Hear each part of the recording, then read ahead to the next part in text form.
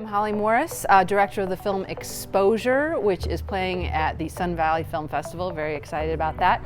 And it is a polar expedition film like no other. A group of women from the Arab world and the West have teamed up to try to ski to the North Pole. I won't tell you what happens if they make it or not, but it's a film that meets at the intersection of women's empowerment, climate crisis,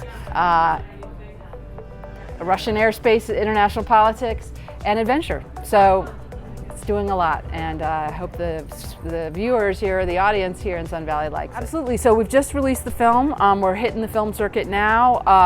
I'm off to the East Coast, New York City next week, and we're kind of operating on two tracks. We hope to have wide distribution through a major broadcaster or streaming platform, of course, but also really committed to reaching out in the communities and the communities that are reflected in the film, right? You know, especially women of color. And we're working with Justice Outside as our community partner in this, setting up screenings all around the country and eventually the world to try to get the sort of bedrock messages in the film, which is really about women reaching their potential and taking up leadership positions in whatever their area of passion. And so anyway, yeah, we're going to go, and then now that this pandemic thing seems to be sidelined a bit, we're going to hit the rest of the world, especially the Middle East, because many of the characters of the film are from there. I've been working in media for a long time. In my early career, I was an editor at a feminist book publishing company called Seal Press, and did a lot of books about women in the outdoors and travel. Moved into film and television with a series called Adventure Divas on PBS and wrote a book of the same name. And I've also been a host of Globetrekker, which is a PBS travel series, for some 20 years. So that's been my side hustle. Made a film called The Babushkas of Chernobyl, which is a feature documentary about a group of old women who returned to the radioactive exclusion zone inside Chernobyl after the accident in 1986, and they refused to leave. So it's quite a story of self-determination and the palliative powers of home. Well, there are wonderful characters in the film. I think that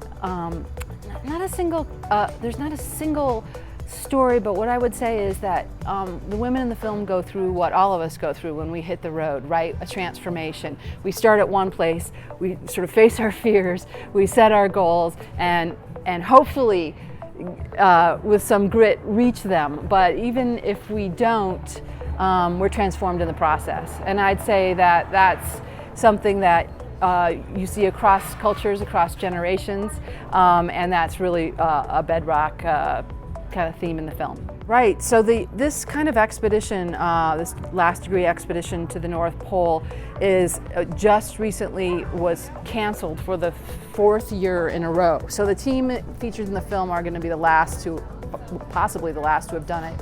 It was just canceled because you're dependent on Russian air support and airspace to do it, and that of course is a no-go at the moment.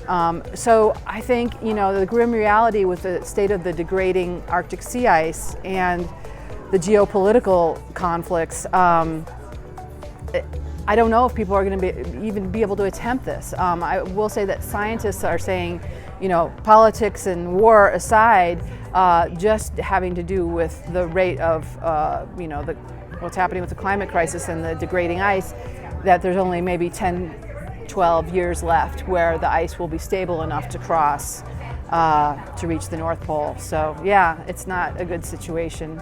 But I do think, and on a hopeful note, I mean, I think that we all know what's happening with the climate crisis, but now is a moment of adaptation, and what we need to do is get women, especially young women, emboldened and in leadership positions and working across cultures to do what we can to save the planet. Right, yeah, I mean, we all understand it on an abstract level, and the polar ice cap melting on an abstract level. But when you're there and you're actually crossing the Arctic sea ice and it's cracking underneath you, or you're seeing all these open leads of water, there's a real visceral reality, right? And so it sinks in on another level.